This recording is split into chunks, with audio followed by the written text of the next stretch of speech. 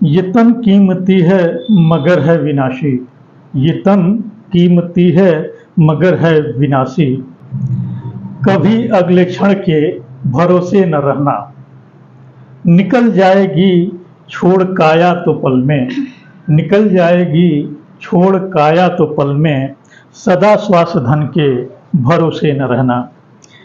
जीवन में घर का बहुत बड़ा महत्व है और उसमें रहने वाले लोगों पर उस घर के बनावट का, रख रखाव एवं व्यवस्थाओं का एक प्रभाव पड़ता है जो अच्छा और बुरा दोनों हो सकता है।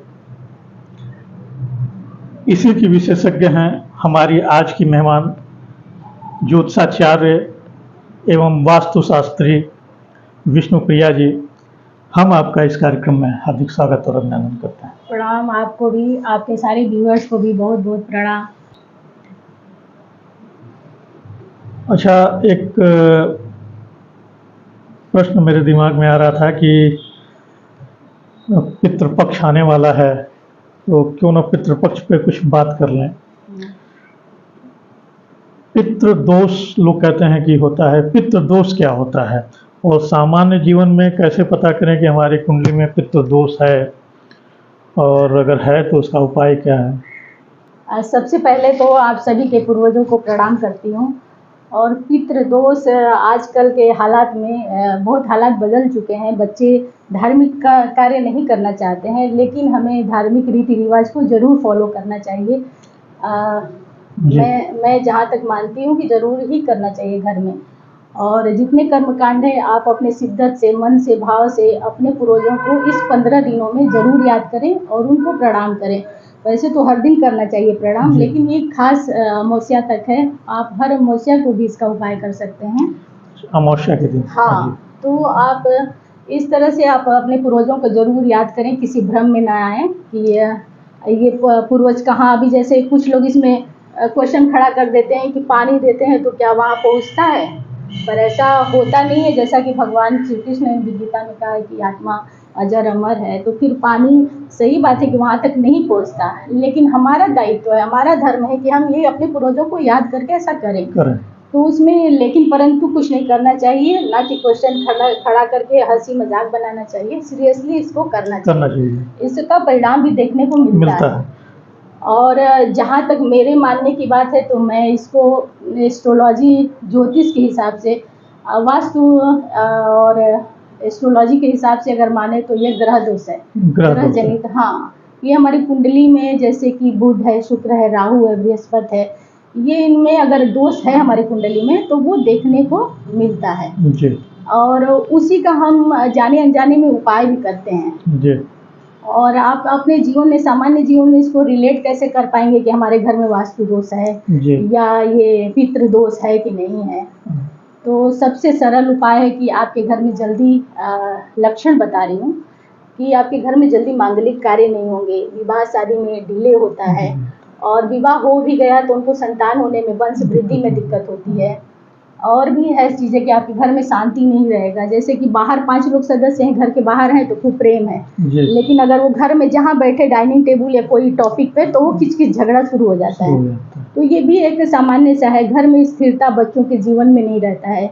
उस घर के बच्चे मायूस से रहते हैं, मतलब बहुत खुशहाल नहीं रहते हैं। पैसा आपके पास कितना भी हो, भव्यता वो दिखता नहीं है लाइफ में या घर में। हाँ, और एनर्जियाँ ऐसे ही नेगेटिव दिखती हैं आपके घर में। तो ये छोटे छोटे चीज़ें हैं जो जिससे आप रिलेट कर सकते हैं कि हमारे घर में पितृ दोष है कि नहीं। लेकिन यह ग्रह जनित दोष है, ना कि हमारे पूर्वज मतलब दोष देते हैं। पितरों से कोई दोष नहीं है, ये ग्रह जनित दोष है। कभी कहाँ हमारे पूर्वज कभी हमारा बुरा चाहेंगे ही नहीं, फिर हम उस बात पे क्यों बहस करते हैं।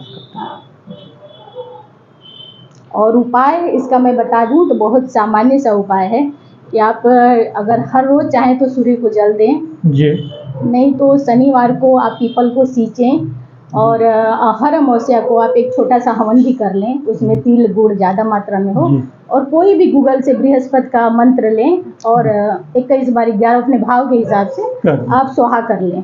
और घर में कोई पंडित जी को नहीं बुलाना। हाँ, बृहस्पति का।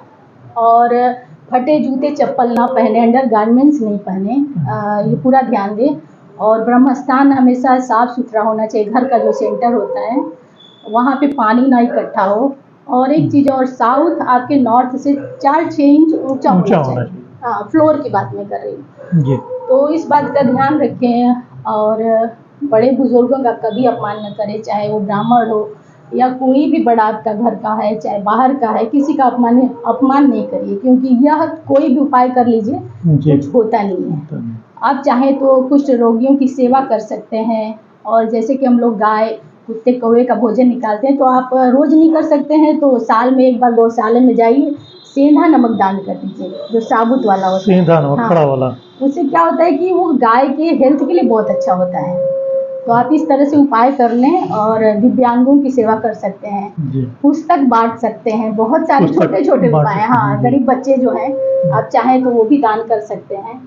और एक चीज़ और, गौमूत्र का घर में जब पोछा लगे तो उसमें जरूर एक ढक्कन डाल दें। अब उसमें भी लोग कहेंगे ये गौमूत्र है, ऐसा नहीं है, वो पूरा प्रूफ है इसका कि बैक्टीरिया ये नाश करता है। तो इसलिए आप इस चीज़ को ज़रूर ध्यान रखें। गूगल धूप जला सकते हैं। और इस तरह से बहुत सारे उपाय हैं जो छोटे छोटे, आप जो इसमें से आपको सरल पड़े, इजी पड़े, वो करिए जरूर। हाँ, यानी ये छोटे छोटे उपाय करके हम अपने इस जीवन को सरल बना सकते हैं। जीवन को सरल बना सकते हैं। वास्तु दोष को खत्म होता नहीं है आप। हाँ, वो पूरे उम्र ही करना पड़ता है। वास्तु दोष ऐसा होता है कि आपकी 3 पीढ़ियां तक इसमें झेलती हैं। तो आप यहाँ वहाँ के कुछ बॉन्डर में नहीं पड़िए कि कौन क्या कहा। ये नॉर्मली उपाय है आप जो कि इजी कर सकते हैं, खुद से कर सकते हैं, और बहुत ज़्यादा खर्च भी नहीं होगा जी। जितना आपका पॉकेट अलाउड करे उतना करिए। हाँ, लेकिन भाव वही होना चाहिए।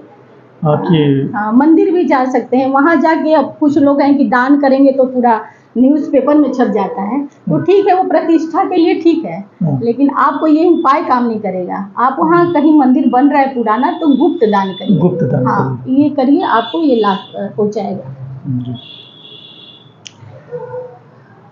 अच्छा, जैसे पितृदोष तो आपने बता दिया कि वो पितृदोष नहीं है। तो क्या वास्तु के माध्यम से ग्रह दोष को भी कम किया जा सकता है या हटाया जा सकता है? हाँ जी, बिल्कुल। और ये घर में भी दिखता है आपके जी। जैसा कि साउथ वेस्ट दिशा की कब से चर्चा हो रही है, ये हमारे पितरों का जगह है। तो यहाँ पर आप देखेंगे ऐसे घरों में ना कि सीलन, जब भी वो मरम्मत कराए सीलन आ ही जाता है। हाँ। दरारें आ जाता है, जहाँ तहाँ पीपल उगने लगता है। तो आप पीपल, लोग अब इसमें भी बोलते हैं कि पीपल मतलब घर में नहीं लगाना चाहिए। मैं तो कहती हूँ घर में जमीन में मत लगाइए, वो घर को नुकसान करता है, लेकिन आप गमले में रखकर सींच सकते हैं उसको, पीपल को। हाँ, बिल्कुल सींच सकते हैं उसको, हर शनिवार को, हर दिन कर सकते हैं। आप नहीं जा सकते हैं कहीं दूर डालने जल तो उसमें कोई दोष नहीं लगता है। और घर में लाल चींटियों का बराबर आना, इस बात का हमेशा ध्यान रखिए। जियोपैथिक स्ट्रेस होता है जो वास्तु में होता है, तो ध्यान रखें और इन सबको दूर करें। दरारें, लाल चींटियों का बराबर आना, कहीं जहाँ तहाँ आ जाना।